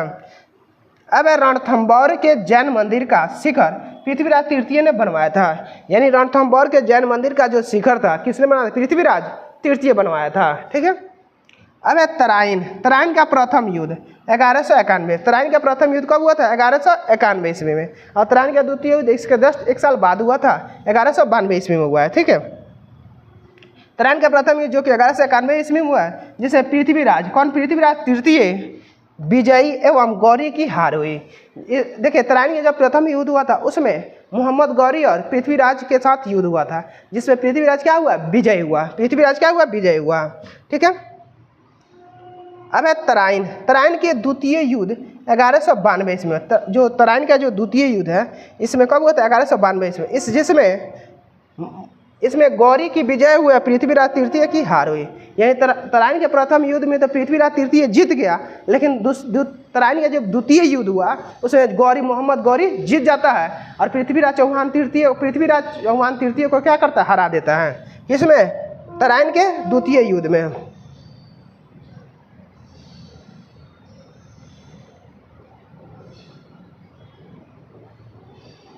अब है परमार वंश। कौन वंश? परमार वंश। परमार वंश के संस्थापक उपेंद्र राज था। परमार वंश के संस्थापक कौन होता है? उपेंद्र राज था। इसकी राजधानी धारा नगरी थी। इसकी राजधानी कहाँ थी? धारा नगरी थी। प्राचीन राजधानी कहाँ? उज्जैन। प्राचीन राजधानी उज्जैन। परमार वंश का सर्वाधिक शक्तिशाली शासक राजा भोज था। और परमार वंश का सबसे शक्तिशाली राजा कौन हुआ? राजा भोज हुआ। और परमार वंश का संस्थापक उपेंद्र राज हुआ। उपेंद्र राज हुआ, ठीक है। परमार वंश उन्होंने भोपाल के दक्षिण में भोजपुर नामक झील का निर्माण करवाया। यानी भोपाल के दक्षिण में भोजपुर नामक झील का निर्माण करवाया। भोज ने चिकित्सा, गणित व व्याकरण अनेक ग्रंथ लिखे। भोजकृत युक्त कल्प रूप में वस्तु शास्त्र के साथ साथ विविध वैज्ञानिक यंत्रों व उनके उपयोग का उल्लेख है। अब नैषधीय चरित्र के लेखक श्री हर्ष व प्रबंधन चरित्र मणि के लेखक मेरुतुंग थे।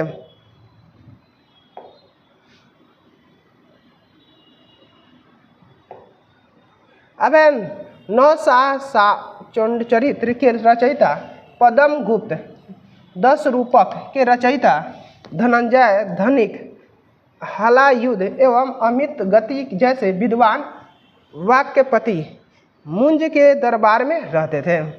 यानी 9 चरित्र के रचयिता पद्म गुप्त, 10 रूपक के रचयिता धनंजय, धनिक, हलायुध एवं अमित गति जैसे विद्वान वाक्यपति के मंजू के दरबार में रहते थे। कविराज की उपाधि से विभूषित शासक था राजा भोज। कविराज की उपाधि से विभूषित शासक कौन था? राजा भोज था। भोज ने अपनी राजधानी सरस्वती मंदिर का निर्माण करवाया था। भोज ने अपनी राजधानी सरस्वती मंदिर का निर्माण करवाया था। इस मंदिर के परिसर में संस्कृत विद्यालय भी खोला गया था। इस मंदिर के परिसर में क्या किया था? संस्कृत विद्यालय भी खोला गया था। राजा भोज के शासनकाल में धारा नगरी विद्या व विद्वान का प्रमुख केंद्र थी। यानी राजा भोज के शासनकाल में धारा नगरी विद्या व विद्वानों का क्या था? प्रमुख केंद्र थी। इसने चित्तौड़ में त्रिभुवन नारायण मंदिर का निर्माण करवाया। इसने क्या किया? चित्तौड़ में त्रिभुवन नारायण मंदिर का निर्माण करवाया।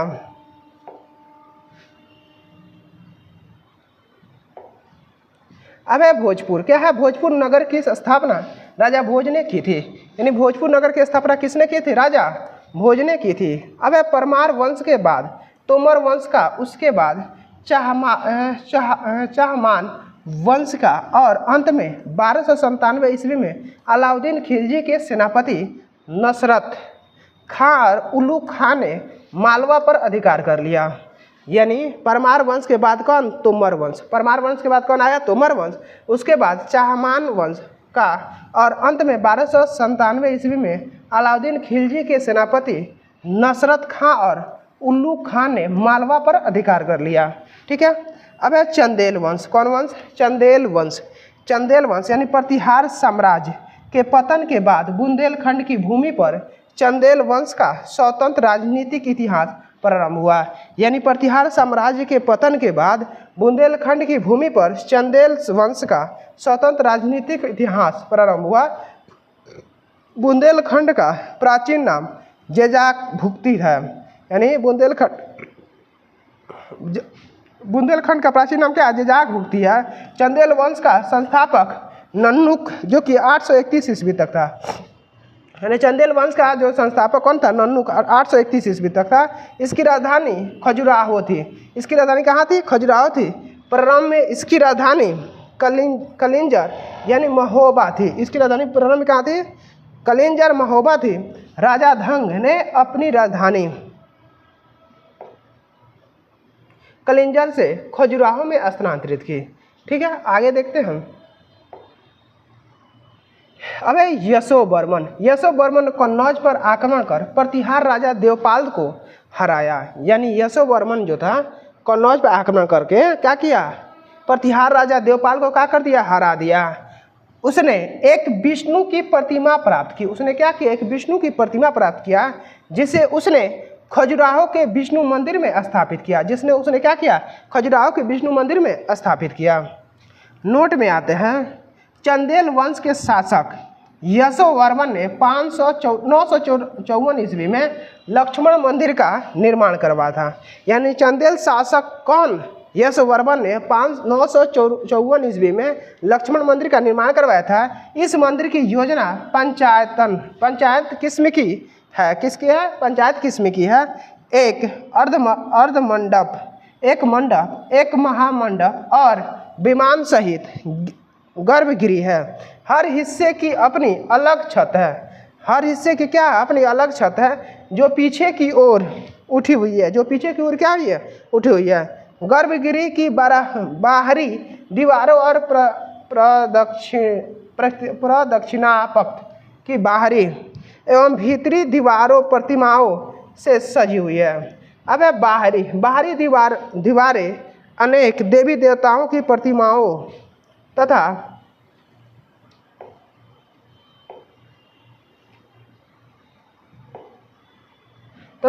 कामोद्दीप आकृति से सुसज्जित है। ठीक है।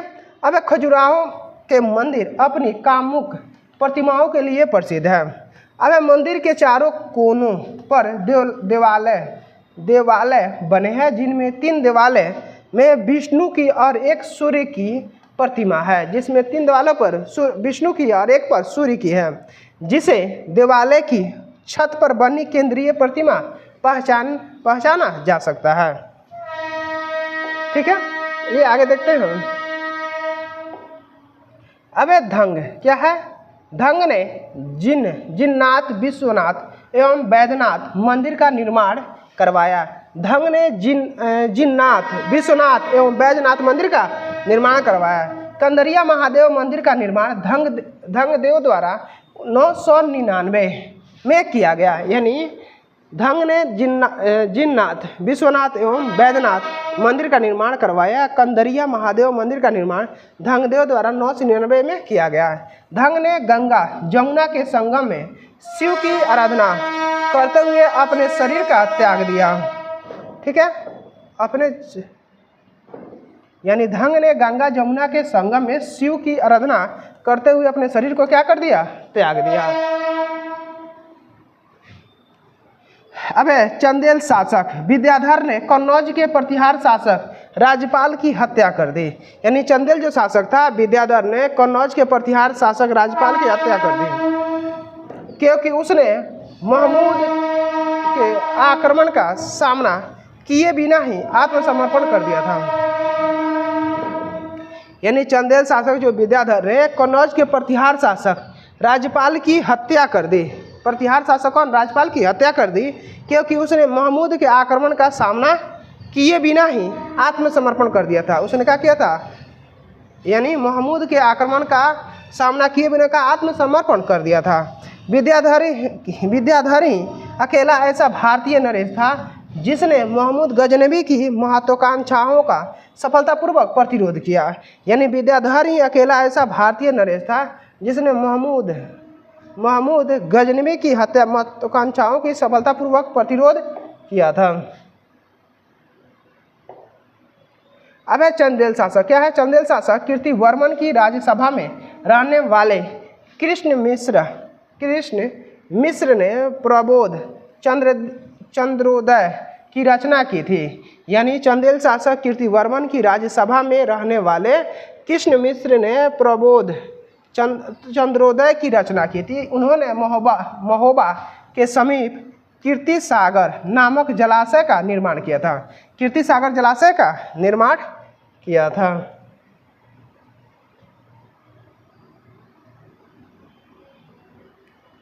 अब अल्लाह उदल नामक 2 सेनानायकों परमदीर देव के दरबार में रहते थे। अल्लाह और उदल नामक 2 सेनानायक परमदीर देव के दरबार में रहते थे, जिन्होंने पृथ्वीराज चौहान के साथ युद्ध करते हुए अपनी जान गंवाई थी। जिसने पृथ्वीराज चौहान के साथ युद्ध करते हुए क्या करते हैं, जान दे दिया था। अब चंदेल वंश का अंतिम शासक परमर्दी देव ने 1202 ईस्वी कब 1202 ईस्वी में कुतुबुद्दीन ऐबक की अधीनता स्वीकार कर ली थी। यानी परमर्दी देव ने 1202 ईस्वी में कुतुबुद्दीन ऐबक की क्या कर दी, अधीनता को क्या कर स्वीकार कर लिया था। इस पर उसके मंत्री अजय देव ने उसकी हत्या कर दी। क्या किया, कुतुबुद्दीन ऐबक का परमर्दी देव ने अधीनता यानी उसके अधीन हो गए, उसके कारण अजय देव ने क्या कर दिया, उनके मंत्री जो अजय देव था उनकी हत्या कर दी। अब सोलंकी वंश अथवा गुजरात के चालुक्य शासक, सोलंकी वंश अथवा गुजरात के चालुक्य शासक के बारे में जानते हैं। सोलंकी क्या है, सोलंकी वंश का संस्थापक मूलराज प्रथम था। सोलंकी वंश के संस्थापक कौन हुआ, मूलराज प्रथम था। इसकी राजधानी अहिलवाड़ थी। मूलराज प्रथम शैव धर्म का अनुयायी था। यानी मूलराज प्रथम जो था किसका अनुयायी था, शैव धर्म का अनुयायी था। अब भीम प्रथम के शासनकाल में महमूद गजनवी ने सोमनाथ के मंदिर पर आक्रमण किया। भीम प्रथम के शासनकाल में महमूद गजनी ने सोमनाथ के मंदिर पर क्या किया, आक्रमण किया। भीम प्रथम के सामंत बीमल ने आबू पर्वत पर दिलवाड़ा का प्रसिद्ध जैन मंदिर बनवाया है। भीम प्रथम के सामंत बीमल ने आबू पर्वत पर दिलवाड़ा का जैन मंदिर बनाया है। यानी दिलवाड़ा का जैन मंदिर किसने बनवाया है, भीम प्रथम के सामंत बीमल ने आबू पर्वत पर दिलवाड़ा का जैन मंदिर बनवाया है। अब सोलंकी वंश का प्रथम शक्तिशाली शासक कौन हुआ, जयसिंह सिद्धराज था। यानी सोलंकी वंश का प्रथम शक्तिशाली शासक कौन हुआ, जयसिंह सिद्धराज था। ठीक है। अब प्रसिद्ध जैन विद्वान हेमचंद्र जयसिंह सिद्धराज के दरबार में था। यानी प्रसिद्ध जैन जो विद्वान था हेमचंद्र जयसिंह सिद्धराज के दरबार में था। ठीक है।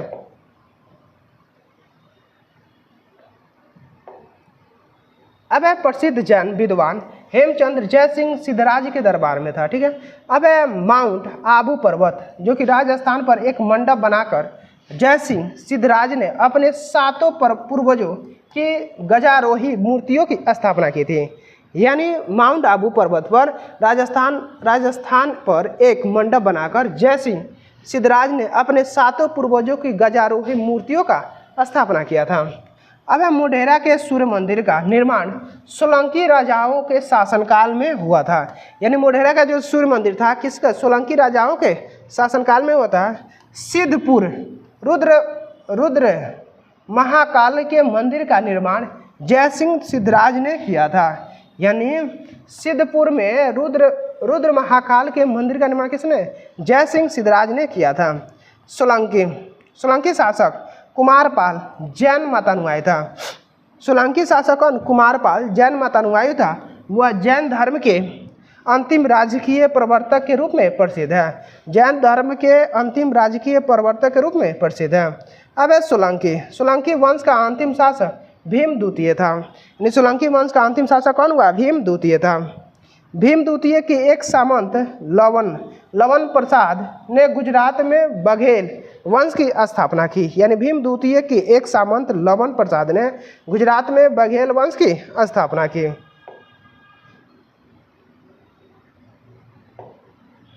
अब बघेल वंश का कर्ण द्वितीय गुजरात का अंतिम हिंदू शासक था। बघेल वंश का कर्ण द्वितीय गुजरात का क्या था, अंतिम हिंदू शासक था। इसने अलाउद्दीन खिलजी की सेनाओं का मुकाबला किया। अलाउद्दीन खिलजी की सेनाओं का क्या मुकाबला किया। अब कलचुरी चेदी राजवंश कलचुरी वंश का संस्थापक कोक्कल था। कलचुरी वंश का संस्थापक कौन था, कोक्कल था। इसकी राजधानी त्रिपुरी थी। इसकी राजधानी क्या थी, त्रिपुरी थी। अब कलचुरी वंश का एक शक्तिशाली शासक गांगेय देव था। यानी कलचुरी वंश का एक शक्तिशाली शासक गांगेय देव था, जिसने विक्रमादित्य की उपाधि धारण की। जिसने क्या किया था? विक्रमादित्य की उपाधि धारण की। पूर्व मध्यकाल में स्वर्ण सिक्कों के विलुप्त हो जाने के पश्चात इन्होंने सर्वप्रथम इसे प्रारंभ करवाया। यानी विलुप्त हो जाने पर सर्वप्रथम इसे क्या किया? प्रारंभ करवाया। कलचुरी वंश का सबसे महान शासक कर्णदेव था। कलचुरी वंश का सबसे महान शासक कौन हुआ? कर्णदेव था, जिसने कलिंग पर विजय प्राप्त की। जिसने क्या की? कलिंग पर विजय प्राप्त की और त्रिकलिंगाधिपति की उपाधि धारण। त्रिकलिंगाधिपति का क्या की? उपाधि धारण की। प्रसिद्ध कवि राजशेखर कलचुरी के दरबार में ही रहते थे। प्रसिद्ध जो कवि थे राजशेखर कलचुरी के दरबार में ही रहते थे। अब है सिसोदिया वंश। कौन वंश? सिसोदिया वंश।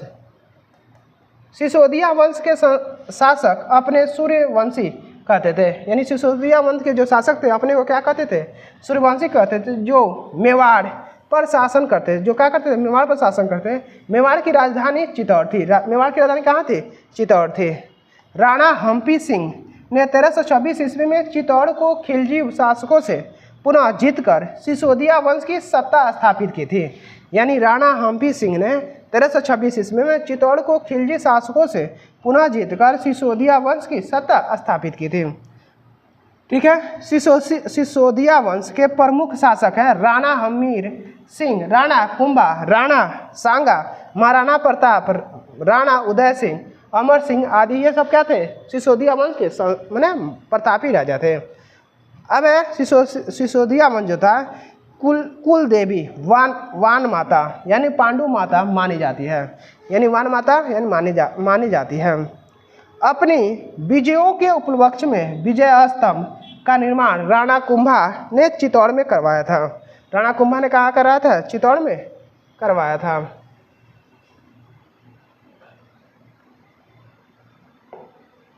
अब है खतौली का युद्ध 1518 में राणा सांगा व इब्राहिम लोदी के बीच हुआ था। जो खतौली का युद्ध हुआ था 1518 में राणा सांगा और इब्राहिम लोदी के बीच हुआ था। ठीक है। यहाँ पे हमारा प्राचीन इतिहास का पूरा चैप्टर समाप्त होता है। अब अगला में देखेंगे, अगला वीडियो में मध्यकालीन भारत क्या है? मध्यकालीन भारत